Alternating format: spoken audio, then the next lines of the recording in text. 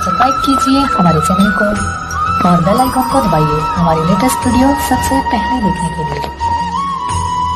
कि गुरु और शिष्य का इतना लगाव, इतना अपनापन होना चाहिए, जैसे सुई में धागा डाल दे वो लटकता है, सुई के साथ ही लटकता रहेगा और नीचे मार देगा ऐठो लकड़े को नहीं क्यों करेगी। तो ऐसे अपना लगाओ अपने सच्चे गुरु में इत लगा लो। तो ये हुआ गुरु शिष्य का प्रेम, गुरु शिष्य का जो आपस में संबंध। जब हम यहां से जाएंगे तो आपकी यहां से मृत्यु होगी तो आपको गुरुजी ही इतना लगाव होना चाहिए गुरुदेव में कि हमने जो कुछ नहीं चाहिए, परमात्मा गुरुजी आज्ञा पाओ मेरे। तो वो फिर ऐसे आप सीधे वहीं पहुंच जाओगे जहां आशा था वासा हुई। तो अब जैसे गुरु और शिष्य का ऐसे लगाव होना चाहिए जो सुई में डोरा रे। तो ऐसे कहा कि फिर शब्द गुरु चित चेला रे। जो मंत्र गुरु जी ने आपको दे दिया वो तो तेरा शब्द, और इस चित्त ने, इस मन ने उस शब्द जो मंत्र दे रखा है उसका चेला बना दे।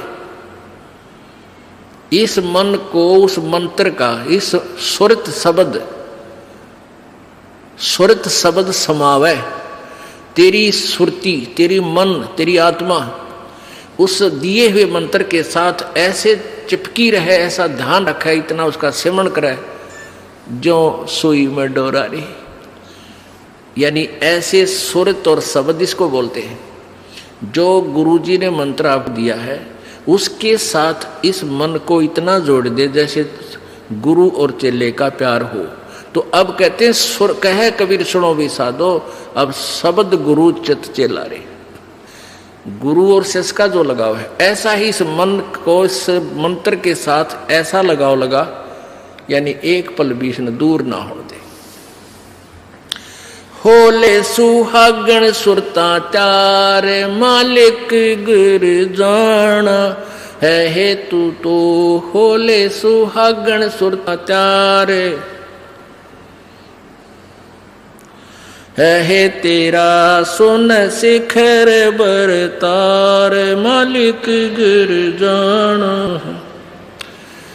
ये सुबह आपको सुना दिया था, अब रह रहकर इसका विश्लेषण कर रहे हैं। अब नित्यानंद जी, ये तो कबीर जी का अमाणी जो आगे आपको सुनाई जा रही है। इससे पहले संतों शरण लाग के सुरत शब्द समाह, शंख शंकों को से तेरे पिया का देश और एक पलक में पाइए ले सतगुरु उपदेश। ये ठीक है कि एक पलक में पाइए ले सतगुरु उपदेश। अब 16 शंख कोश की दूरी पर सतलोक है पाताल लोक से, और पूरे संत से नाम लेने के बाद फिर देर नहीं लगे मालिक पाने की। लेकिन आपके अंदर आपके हृदय में ऐसी श्रद्धा मर्यादा अंतिम श्वास तक बनी रहे। सुन सलहली सैल है गगन मंडल के माँ, और प्रेम बिना पावे नहीं चाहे कोट समाधि ला। जब तक आपका प्यार मालिक नहीं उमड़ेगा इतना भगवान मिले नहीं। और वर्क डन मिलेगा, किया कर्म अवश्य मिलेगा। जो साधना आप कर रहे हो, भक्ति कर रहे हो, दान कर रहे हो, ये मिल अवश्य, ये जरूर मिल जाएगा, लेकिन मालिक नहीं मिल पाओगा जब तक प्यार नहीं उमड़ेगा। अब कैसे प्यार कैसे उमड़ेगा भाई? जैसे सूरज के आगे बदरा ऐसे कर्म सयारे। भाई प्रेम की पवन करे चित मंजन फिर जल के तेज नयारे। क्या बताते हैं परमेश्वर गरीबदास जी महाराज परमेश्वर को पाने की कैसी विधि बताते हैं कि जैसे सूरज के आगे बदरा ऐसे कर्म छयारे। हमारे पाप कर्मों की छाया आत्मा और परमात्मा के बीच में ऐसे होगी जैसे सूरज के सामने घनघोर घटा छा जाती है। वो घटा, फिर वो बादल कैसे वहां से दूर होते हैं। तेज हवा चलती है तो बादलों को तितर बितर कर देती है, और सूर्य का प्रकाश फिर ज्यों का तुम समक्ष होता है। तो ऐसे कहते हैं कि हम आत्मा और परमात्मा के बीच में जो पाप कर्म रूपी जो बादल हैं उनको कैसे दूर फेंका जाए, कैसे छांटा जाए, कैसे खत्म किया जाए। जैसे सूरज के आगे बदरा ऐसे कर्म छयारे, प्रेम की पवन करे चितवंजन झलक तेज नयारे। प्रेम की पवन इन पाप कर्मों को काटने का, इनके हटने का क्या लक्षण होता है? आपको यहाँ बुलाया जाता है, ज्ञान सुनाया जाता है, आप जी को मंत्र दिए जाते हैं, आप जी को प्रेरित करके आपके हाथों से 2 पैसे दान करवाए जाते हैं, दंडवत प्रणाम कराई जाती है। इस सब का उद्देश्य है कि आपका हृदय इतना विनम्र हो कि परमात्मा की चर्चा चल की आंखों से आंसू की धारा बह जा, दरिया बह निकले, चर्चा चले एकांत में बैठ के या कहीं चर्चा चले दाता की, रह कर आंखों में आंसू आने लग जाएंगे। जब मालिक की चर्चा चलेगी तो समझो आपके पाप कर्मों के बादल कटन लागे।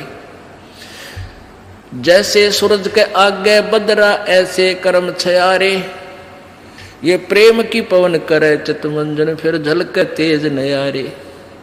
तो यहां नित्यानंद जी भी इसी का समर्थन कर रहे हैं। सुन सलैली गैल है गगन मंडल के मां, बिना प्रेम पावे नहीं चाहे करोड़ समाधि ला। और जब तक मालिक में प्यार नहीं होगा, उसकी चर्चा सुनते ही आत्मा में ये झड़ नहीं लगेगा आंसुओं का, तो तब तक बात काची रह रही है आपकी। लेकिन होगा, अभ्यास बढ़ाओ, मालिक की भक्ति करो, ज्ञान सुनो और अवश्य होगा। यही प्रोसीजर है। किसी के घने बादल हैं, किसी के थोड़े घने हुए भी इसी तरीके से हटेंगे, हवा चलती रहेगी, धीरे धीरे उनको इधर उधर कर दी।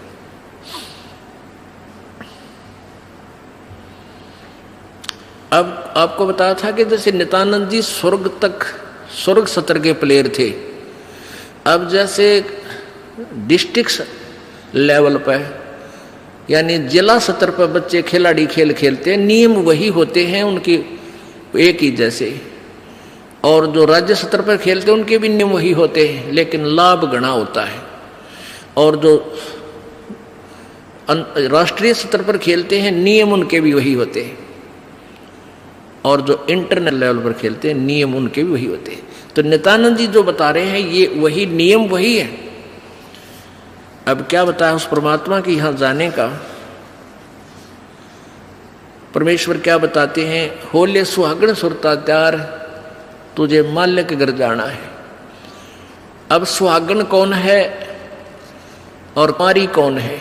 जिन आत्माओं को पूर्ण परमात्मा संत से प्रभु का नाम नहीं मिला तो वो तो कुंवारी है, और जिनको परमात्मा का नाम मिल गया उनकी सगाई होगी परमात्मा से, गुरु बिचौले ने उनकी सगाई करवा दी। अब जिनको परमात्मा का नाम मिल गया तो आपकी सगाई होगी उस मालिक से, पूर्ण परमात्मा से, और गुरु बिचौले ने आपका यू नाता जोड़ दिया। तो इसलिए कहा कि होले सुहागण सुरता त्यार, जो उपदेशी आत्माएं हैं वो सुहागण हैं, और जिन्हें नाम नहीं लिया है वो अभी कुंवारी है। और जो सुहागण होगी जिसकी सगाई हो जाएगी तो वह इंतजार वही आशा कर सकती है पिया के घर जाने की। कुंवारी का भी कोई ऊद सूद नहीं होती, लेकिन तरीका यही है पिया के घर जाने का, उनको भी सगाई करवानी पड़ेगी, नाम लेना पड़ेगा, गुरु बनाना पड़ेगा। तो उन सुहागन आत्माओं को, उपदेशी आत्माओं को परमात्मा कहते हैं होले सुहागन सुरता त्यार, तन माल्य के घर जाना है। अब तुझे वहां जाने का तेरा काम बन गया, यानी स्टार्ट हो गया ये प्रोसीजर। ब्याह भी होगा, सगाई हुई है तो ब्याह भी होगा, ब्याह होगा तो फिर सारा काम होगा, पति के घर भी जाएंगे। तो हम स्टार्ट कर चुके हैं, हमारा काम शुरू हो गया। फिर क्या बताते हैं? होली सुहागण सुरता त्यार, तुझे मालिक घर जाना है, तेरा सुन शिखर बरतार। सुन शिखर यानी शिखर माने चोटी में, सुन माने सब जहां कोई और नहीं, केवल वही एक मालिक और उसका लोक है। सबसे टॉप मोस्ट प्लेस पे वहां तेरा पति, तेरा भरतार, तेरा मालिक है। सतलोक में सत्य पुरुष है। वहां क्या बताते हैं, रंग महल में रास विलास अपार है, चलो सकी उस देश सुकंत हमार है। उस रंग महल में सारे ठाठ बाट हैं सतलोक के अंदर, और चलो सखी वहां अपना वो मालिक पति है, वो अपना कंत है, अपना प्रभु स्वामी मालिक है, उस लोक में चलो। नहले धोले ओढ़ पैर लेकर 16 सिंगार, आज नहीं थे तड़के परसों तेरे आवेंगे लनियार। अब नहाना क्या है, धोना क्या है, इस सत्संग रूपी दरिया में, गंगा में अपने अंतःकरण के मैल साफ करे। ओढ़ पैर ले, यहां क्या ओढ़ना है, क्या पहनना है, कौन से आभूषण है कि साधु जैसा भाव आपके अंतःकरण का दिखे, भक्ता के से लक्षण हो, ये तरह ओढ़ना है। और सील, संतोष, विवेक, दया भाव हैं, ये इस प्रकार के 16 तरह आभूषण है जो एक जैसे लड़कियां वैसे ही उदाहरण देने पड़ते हैं उन्हीं के आधार से। लड़कियां शादी जब हो जाती है तो आभूषण पहनती हैं इसलिए कि तू अपने पति को अच्छी लगेगी। तो परमात्मा हमारा पति है, वो हम उसको कैसे अच्छे लगेंगे जब हमारे ये आभूषण होंगे, नम्रता होगी, दया होगी, शील, संतोष, विवेक से हम चलेंगे, किसी की आत्मा नहीं दुखावेंगे, हैं, दान धर्म करेंगे, सेवा करेंगे, तो तब उस मालिक को हम अच्छे लगेंगे, पसंद होंगे, तब वो हमें स्वीकार करेगा। और सुमन, ध्यान, भक्ति, ये पांचों यज्ञ करके अपनी कमाई करके अपना दहेज बना ले। फिर क्या बताते हैं, आज नहीं तो तड़के परसों, या अब तेरा कभी ना कभी जाने का समय अवश्य आएगा। तेरे साथ की कितनी जाली तो क्यों लारी वार, और गुड़िया खेलत न जन्म खो दिया लाया नहीं विचार। पहले हम बालक से थे, आजकल तो वो सारा छूट गया प्रोसीजर, तो मॉडर्न सिस्टम हो गया, बालक खेल भी गेला, कंप्यूटर तो खेल रहे हैं। पहले क्या था, हम छोटे छोटे बालक थे, उस समय जैसे दहेज देते थे लड़कियों को, तो उनका के देश था, ऐसे कोई क्या करते थे, लड़की को भेजना होता था तो उसके लिए कपड़े लाते, तो उसको क्या बताया जाता था कि इसको आगे वाली इसकी जो ना सास, ननंद, पितृष्ट और आसपास की जितनी लेना देना होता है, तो उनकी न्यों क्या करते, 40 तीड़ आग्नेया की लाइयो, 40 सूट। तीड़ तना समझते होंगे आजकल के बच्चे, पहला घाघरा हुआ करता है सब बारह, और उसको ऊपर एक कुर्ता, एक चुंदड़ी, उसने नकली बोलिया करते।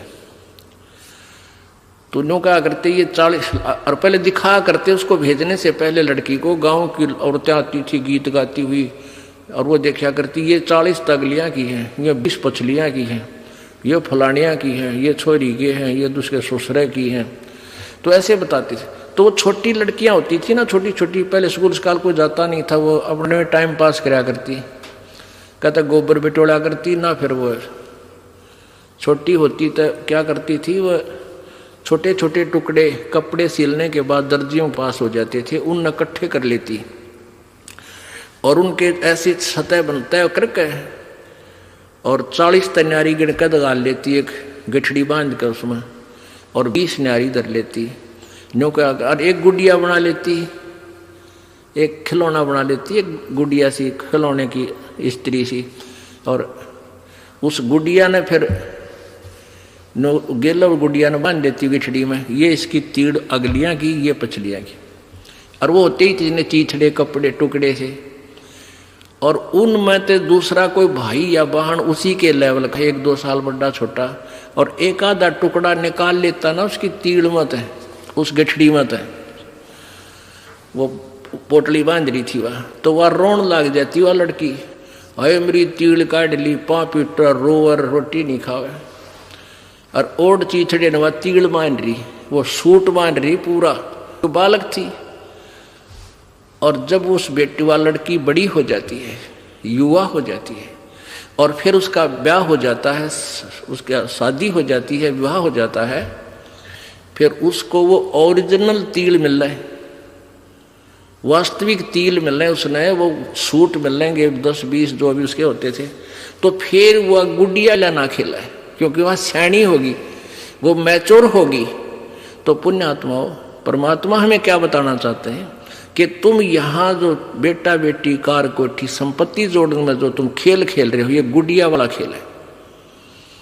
और जब आप इतने मैच्योर हो जाओगे, आपका ज्ञान इतना स्वस्थ हो जाएगा, आपको ये पता लग जाएगा कि ये सब नकली सांग है, झूठा सुख है, अस्थायी टेम्परेरी रिलेशन है हमारा यहाँ पर, और हमारा स्थान सतलोक में है।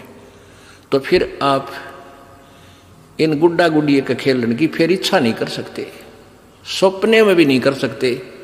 अब जवान लड़की जब उसका ब्याह हो गया और उसके बाद वो ओरिजिनल सूट उसने मिले हैं, फिर उसने वह खेल कर दिखा दे गुड़िया गिला, कदे नहीं खेल सकती। तो आपको जब ये रह कर ये ज्ञान इसलिए सुनाया जाता कि आपका इन गुड्डा गुड़िया के खेल से मन हट जा, आप इतने मैच्योर हो जाओ, आपको वास्तविकता का पता लग जावे।